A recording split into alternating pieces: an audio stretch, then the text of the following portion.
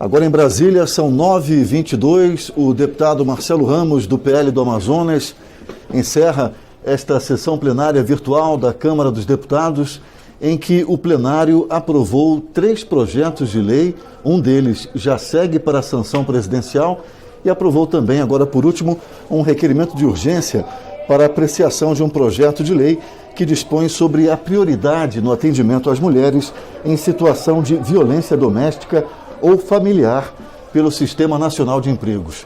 O capitão Alberto Neto, do Republicanos do Amazonas, é um dos autores desse requerimento de urgência e defendeu a aprovação desse projeto que será analisado em breve aqui no plenário da Câmara dos Deputados.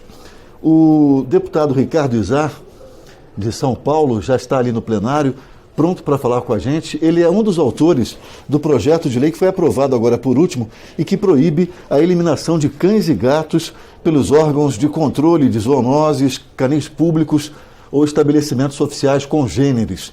O deputado Ricardo Izar é um dos autores desse projeto, juntamente com o deputado Célio Studer, do Ceará. O relator foi o deputado Daniel Coelho, do Cidadania de Pernambuco. Deputado Ricardo Izar, boa noite, o senhor me escuta?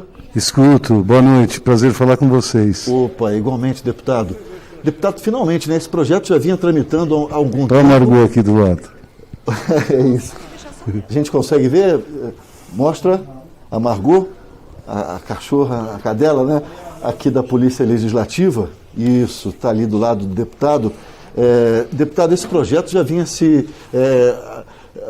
tramitando há algum tempo.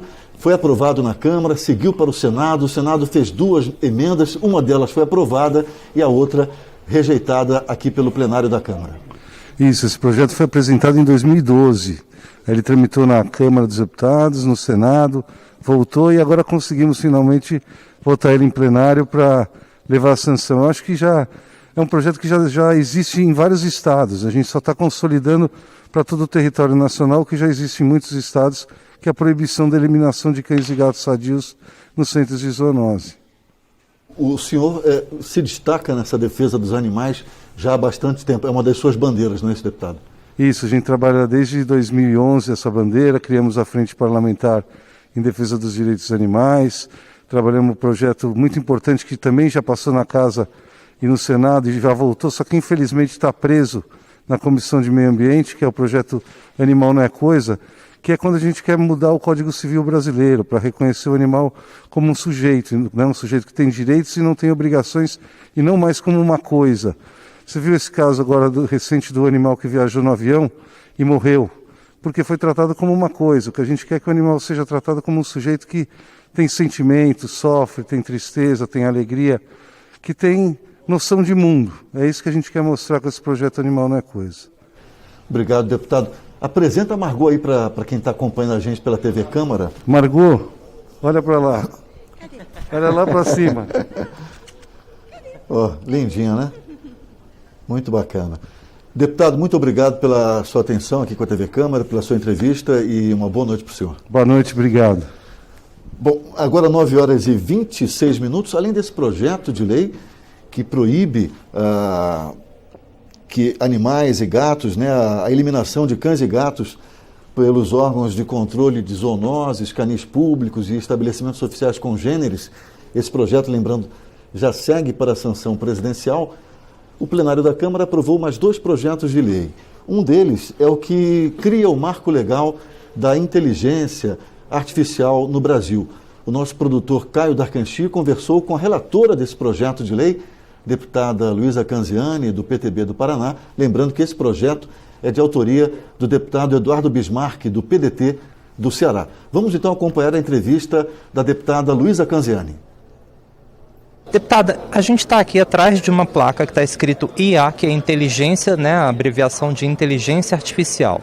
E o que acabou de ser aprovado no plenário é uma regulamentação desse assunto para o país. Um assunto que na realidade está aqui na palma da mão da gente, um celular, por exemplo, que tem diversas formas de captar informações. Vamos começar explicando o que é a inteligência artificial? Olha, muito importante a sua pergunta, a sua ponderação, porque de fato, quando a gente fala de inteligência artificial, de inovação, de tecnologia, muitas vezes esses conceitos nos parecem distantes, né? Porque são coisas complexas para a gente falar e discutir, mas na verdade não. A inteligência artificial, a tecnologia, elas estão muito próximas. Então, quando a gente trava um celular com reconhecimento facial, a gente está falando de inteligência artificial. Quando a gente vai lá no celular e busca uma rota para uma viagem, também estamos falando de inteligência artificial. Quando a gente vai lá e traduz um texto em uma plataforma para uma língua, de uma língua para outra, também estamos falando de inteligência artificial. Então, de fato, essa tecnologia, ela permeia a nossa vida, o nosso dia a dia, e através da regulamentação do Marco Legal de Inteligência Artificial, através da aprovação aqui na Câmara dos Deputados desse tema, a gente buscou e fizemos isso nesse texto, a garantir ética e transparência para quem usa, regras claras para quem fiscaliza o uso e a aplicação de inteligência artificial e segurança jurídica, sobretudo, para aqueles que inovam. Pois é, isso aí está inclusive no texto que diz que seria trabalhado aí pelos fundamentos dos direitos, do respeito aos direitos humanos, os valores democráticos, etc. Essa discussão é antiquíssima. Eu me lembro do filme 2001, Uma Odisseia no Espaço, de 1968, que já discutia isso, né? Por que é importante regulamentar esse assunto de uma maneira prática aqui, para a gente entender na prática? A gente precisa que essa tecnologia, como outras, elas estejam centradas no ser humano, nos nossos cidadãos. Então, qualquer aplicação e qualquer conflito que eventualmente apareça quando a gente está falando de inteligência artificial e de tecnologia, de alguma maneira nós temos que analisar esse conflito de uma maneira a visar o ser humano, que o ser humano esteja na centralidade dessa discussão, que a máquina não seja alimentada muitas vezes por dados que acabam enviesando, né, a aplicação de algum sistema. Então é muito importante que haja essa centralidade no ser humano, que a gente tenha ética, transparência, regras claras, que nós tenhamos, em última instância, uma legislação que ela vai fomentar o uso e a aplicação de inteligência artificial no país, porque muitos investidores, ao chegarem no Brasil, eles não têm segurança jurídica para usar e aplicar a inteligência artificial, e por isso também esse projeto ele é tão importante. A senhora, quando fala em não permitir que se enviese, né, o abastecimento de dados, que as máquinas utilizem os dados de uma forma enviesada, poderia me dar um exemplo, por favor, como é que isso poderia vir a ocorrer? Quando a gente fala, por exemplo, de reconhecimento facial, que é um tema muito presente também, que envolve inteligência artificial.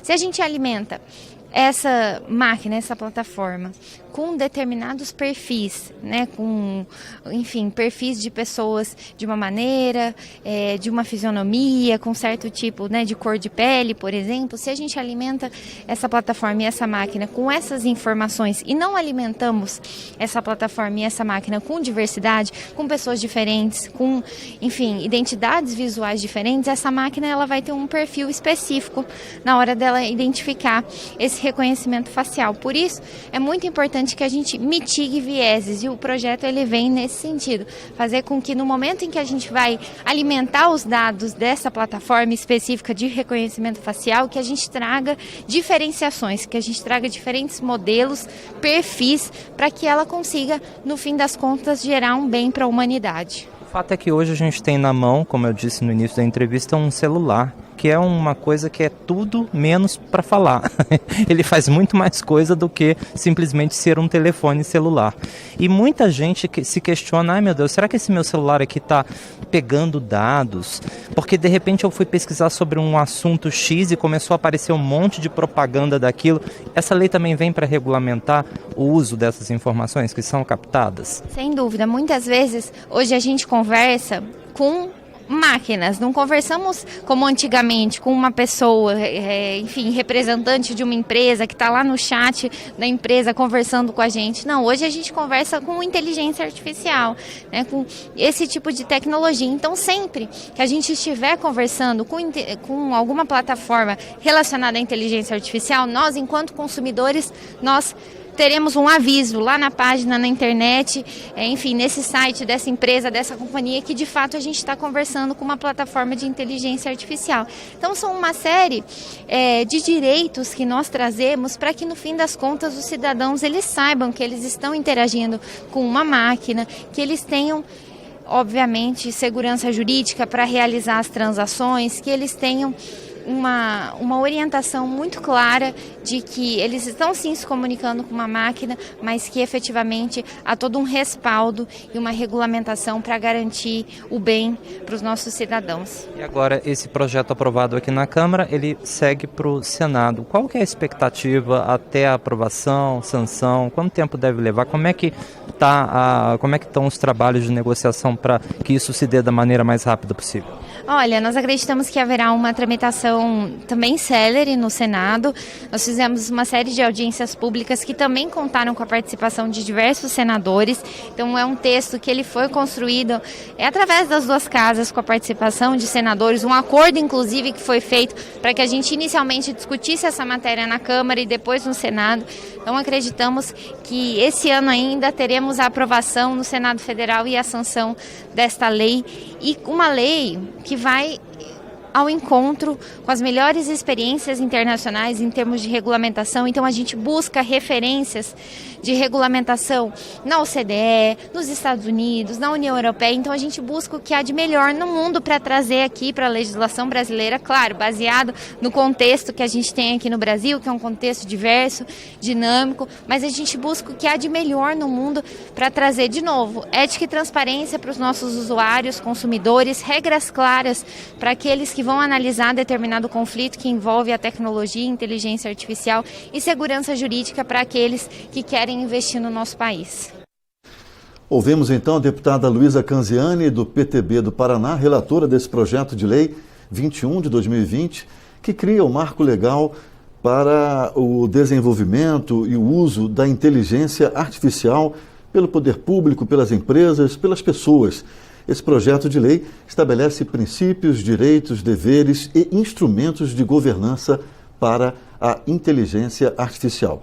Esse projeto segue para análise do Senado Federal, assim como o outro projeto que foi aprovado nesta sessão plenária da Câmara dos Deputados, o PL 1374 de 2021, do deputado Carlos Zaratini, do PT de São Paulo, projeto que foi subscrito por vários outros deputados e que teve como relator o deputado Cristino Áureo, do Progressistas do Rio de Janeiro. Esse projeto institui uma subvenção econômica para auxiliar as famílias de baixa renda na aquisição do gás de cozinha. O valor do benefício desse Vale Gás, o gás social, será fixado semestralmente, sendo de, no mínimo, 50% da média do preço nacional de referência. O relator desse projeto, o deputado Cristino Áureo, também conversou com o nosso produtor Caio Darcanchi. Vamos ouvi-lo. Deputado, esse projeto de lei ele vai dar um auxílio de 50% no preço do bujão de gás para as famílias cadastradas no Cadastro Único e no Bolsa Família. Tem alguns outros benefícios, queria que o senhor explicasse para a gente, por favor. Olha, representa na verdade um grande avanço, porque nós estamos vivendo aí uma escalada de preço, no caso do gás de cozinha em especial, mas nos combustíveis de modo geral. Então é muito importante destacar que esse projeto do gás social, ele visa, enquanto não se encontra uma solução para o conjunto dessa estrutura de derivados, nós tenhamos pelo menos a redução dos impactos relativos a esse item que pesa muito na cesta, principalmente daqueles que participam do cadastro único, né? São famílias de baixa renda, e nós conseguimos com isso fazer com que esse recorte seja atendido com critérios muito bem definidos. É uma medida emergencial, como se ressaltou no plenário. Pelo que eu leio, o Ministério da Cidadania ele vai ter aí alguns assuntos para serem definidos, por exemplo, a periodicidade do benefício, operacionalização dele e alguns outros aspectos. Como é que vai ser essa regulamentação, digamos assim?